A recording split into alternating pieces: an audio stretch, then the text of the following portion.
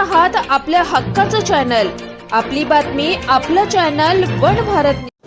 सतत पडणाऱ्या पावसानंतर तो रवी उगवला, पण आमचा रवी उगवलाच नाही, अशी बोचरी टीका मनसे नेते माजी आमदार राजू पाटील यांनी भाजपा प्रदेशाध्यक्ष आमदार रवींद्र चव्हाण यांच्यावर केली। या टीकेनंतर खडबडून जागे झालेल्या भारतीय जनता पार्टीने प्रदेशाध्यक्ष रवींद्र चव्हाण यांच्या निर्देशानुसार शास्त्रीनगर रुग्णालयात जाऊन डॉक्टर आणि कर्मचाऱ्यांची भेट घेतली। केडीएमसीच्या डोंबिवली येथील शास्त्रीनगर रुग्णालयात शिवसेना नगरसेवक रमेश म्हात्रे यांनी डॉक्टर आणि कर्मचारी यांना बेदम मारहाण केली। या प्रकारानंतर केडीएमसीच्या आरोग्य व्यवस्थेवर प्रश्नचिन्ह निर्माण होत सत्ताधारी नगरसेवकांनी केलेल्या या गुंडगिरीवर सर्व स्तरातून टीका होत आहे। या घटनेनंतर सर्वच विरोधी पक्षांनी यावर संताप व्यक्त करत सत्ताधारी शिवसेनेचा निषेध व्यक्त केला, तसेच डॉक्टर आणि कर्मचाऱ्यांना पाठिंबा दिला होता। मात्र एवढं होऊन देखील डोंबिवलीचे स्थानिक आमदार आणि भाजपा प्रदेशाध्यक्ष रवींद्र चव्हाण यांनी या प्रकरणाची दखल न घेतल्याचा आरोप मनसे नेते राजू पाटील यांनी केला। या आरोपानंतर आज भाजपा पदाधिकारी आणि कार्यकर्त्यांनी शास्त्रीनगर रुग्णालयात भेट देत डॉक्टरांशी संवाद साधत त्यांची बाजू जाणून घेतली।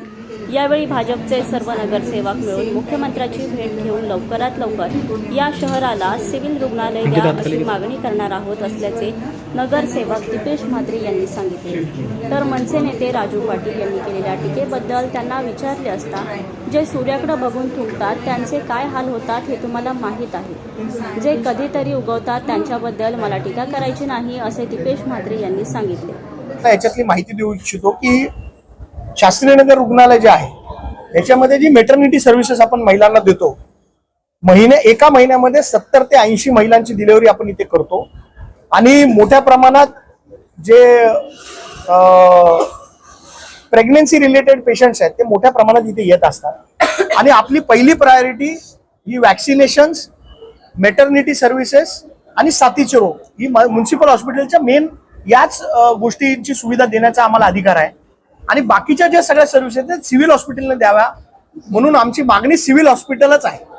सगळ्यात मोठी मागणी आमची आहे की कल्याण डोंबिवली महानगरपालिका क्षेत्रामध्ये लवकरात लवकर पालकमंत्र्यांनी सिव्हिल हॉस्पिटलची मागणी आमची मान्य करावी। मी तर पहिले भारतीय जनता पार्टीच्या वतीनं जी घटना शास्त्रीनगर हॉस्पिटलमध्ये घडली आहे तिचा निषेध करतो आणि अशा घटना पुढे घडू नये यासाठी जे काय लागेल त्यासाठी आम्ही सर्व भारतीय जनता पार्टीचे नगरसेवक म्हणून प्रयत्न करणार आहोत। आणि मगाशीच कोणीतरी सांगितलं की आम्ही 4 दिवसानंतर 5 दिवसानंतर इथे उपस्थित झालो, परंतु मी आपल्याला सांगू इच्छितो की ज्या दिवशी घटना घडली रात्री त्याच्या नेक्स्ट डे सकाळी इथल्या ज्या सीएमओ आहेत सादिया मॅडम, त्याचबरोबर शुक्ला मॅडम यांच्याशी रवींद्र चव्हाण साहेब, मी त्याचबरोबर नंदूजी बरोबर शशिकांतजी कांबळे आमचे उपमहापौर आम्ही सगळे संपर्कात होतो आणि त्याचे तुम्ही पुरावे देखील मॅडमकडनं घेऊ शकता।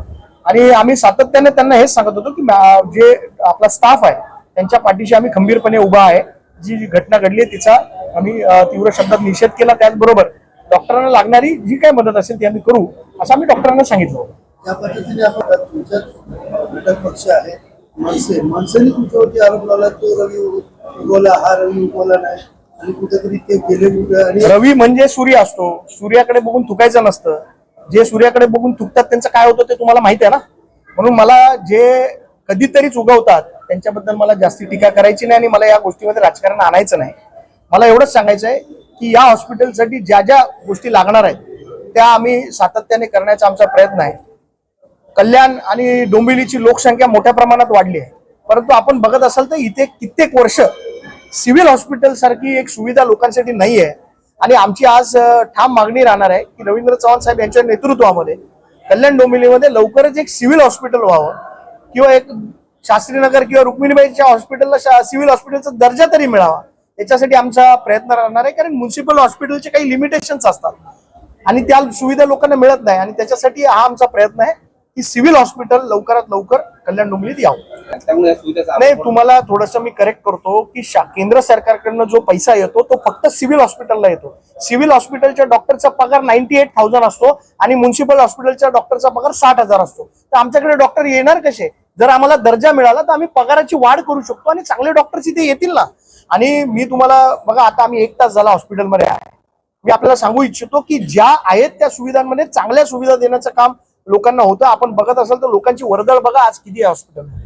आणि आमचं म्हणणं एवढंच आहे की हे हॉस्पिटलमध्ये 14 गावं 27 गावं इतकी सगळी लोक इथे येत असतात, त्यांना सुविधा देण्याचं काम मी असं नाही म्हणत की सगळ्या सुविधा चांगल्या आम्ही देतो.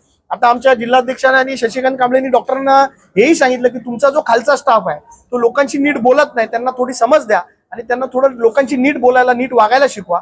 या सगळ्या पद्धतीचं काम भारतीय जनता पार्टीकडनं भविष्यकाळामध्ये